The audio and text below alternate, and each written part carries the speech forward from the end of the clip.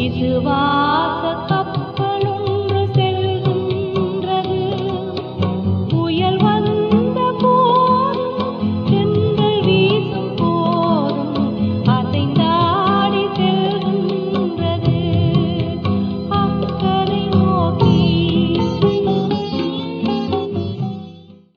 கர்த்தருக்குள் அன்பானவர்களே, அனுதினமும் கிறிஸ்துவுடன் தியான வேளைக்கு உங்களை அன்புடன் அழைக்கிறோம். இன்றைய தியானத்திற்கான வேத வாசிப்பு யாத்ராகமம் 5ஆம் அதிகாரம் வசனங்கள் 15 முதல் 21 வரை. தியானத்தின் தலைப்பு: வாழ்க்கை லகுவானது அல்ல. எங்கள் வாசனையை கெடுத்து எங்களை கொல்லும்படி அவர்கள் கையிலே பட்டயத்தை கொடுத்ததின் நிமித்தம் கர்த்தர் நியாயம் தீர்க்க கடவர் என்றார்கள். யாத்ராகமம் 5ஆம் அதிகாரம் வசனம் 21. அமெரிக்க ஐக்கிய நாட்டு அதிபர்களில் திரு ஆப்ரஹாம் லிங்கன் அதிகமாக விமர்சிக்கப்பட்டவர். சில நேரங்களில் அவர் முட்டாள் என்றும் ஏமாற்றுக்காரர் என்றும் அழைக்கப்பட்டார். ஒரு சிலர் அவரது உருவத்தையும் எள்ளி நகையாடினர். கெட்டிஸ்பர்க் என்ற இடத்தில் அவர் அளித்த சொற்பொழிவினை, இது அதிபரின் வெட்டிப்பேச்சு, இதனை மறதி என்னும் திரை கொண்டு மூடி அதன் தடயத்தையே அழித்துவிட வேண்டும் என பரிகசித்தனர். மோசேயும் தனது ஜனங்களால் இது போன்ற அநியாயமாய் குற்றம் சாட்டப்பட்டார்.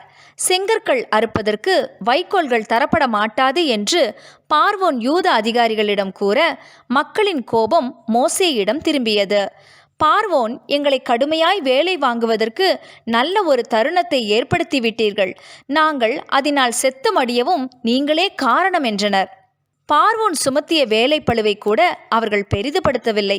ஆனால் வனாந்திரத்திலிருந்து வந்த மோசேயும் அவன் சகோதரனான ஆரோனுமே இதற்கு காரணமாய் இருக்கிறார்கள் என்ற கோபமே இஸ்ரவேல் மக்களுக்கு அதிகமாயிருந்தது. ஆனால் சரித்திரம் இவர்களது தீர்ப்பு தவறு என்று நிரூபித்தது. ஒரு தலைவனின் வாழ்வில் விமர்சனம் என்பது வழக்கமானதே. அதுவும் அநியாயமான குற்றச்சாட்டாயிருந்தால் ஏற்றுக்கொள்வது மிகவும் கடினம். தேவ பிள்ளையே, உங்களையும் மற்றவர்கள் இவ்வாறு அநியாயமாய் விமர்சித்தால் சோர்ந்து போகாதேயுங்கள். எல்லாவித அநியாயமான பழிகளும் காலப்போக்கில் தவறானவை என நிரூபிக்கப்பட்டுவிடும்.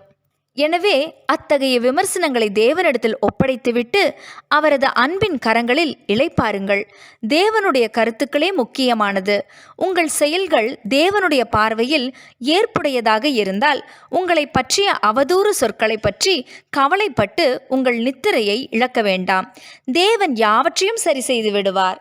என் நிமித்தம் பலவித தீமையான மொழிகளையும் உங்கள் பேரில் பொய்யாய் சொல்வார்களானால் பாக்கியவான்களாய் இருப்பீர்கள்.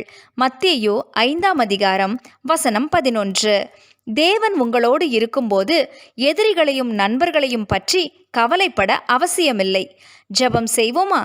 அன்பின் கர்த்தாவே, வையப்படும்போது பதில் வையாமலும் பாடுபடும்போது பயமுறுத்தாமலும் நியாயமாய் தீர்ப்பு செய்கிறவருக்கு நீர் ஒப்பு கொடுத்தது போல நாங்களும் உம்மை போல் ஜீவிக்க கிருபை தாரும். ஆமென்.